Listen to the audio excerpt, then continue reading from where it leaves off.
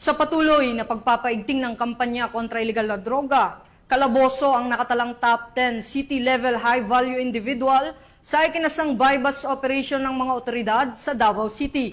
Tinutukan yan ni Patrolwoman Bernamay Lapus. Ang isang drug personality matapos isinagawa ang bypass operation ng Maa Police Station sa Purok 26, Padaman, Riverside, Barangay Maa, Davao City nito lamang Mayo taong kasalukuyan.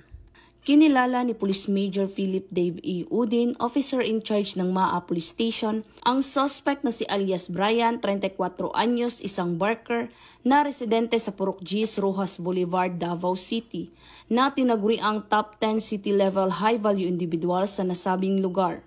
Na-recover mula sa suspect ang 2 pakete ng hinihinalang shabu na tinatayang nagkakahalaga ng 48,000 pesos at bypass money na ginamit sa operasyon. Samantala, ang suspect ay kasalukuyang nasa kustodiya na ng Maa Police Station para dumaan sa tamang disposisyon at karagdagang investigasyon kaugnay sa kasong paglabag sa RA 9165 o ang Comprehensive Dangerous Drugs Act of 2002. Samantala, patuloy naman ang Police Regional Office 11 sa pamumuno ni Police Brigadier General Leon Victor 07 na sugpuin ang anumang iligal na mga gawain para mapanatili ang kapayapaan at kaayusan sa buong rehiyon.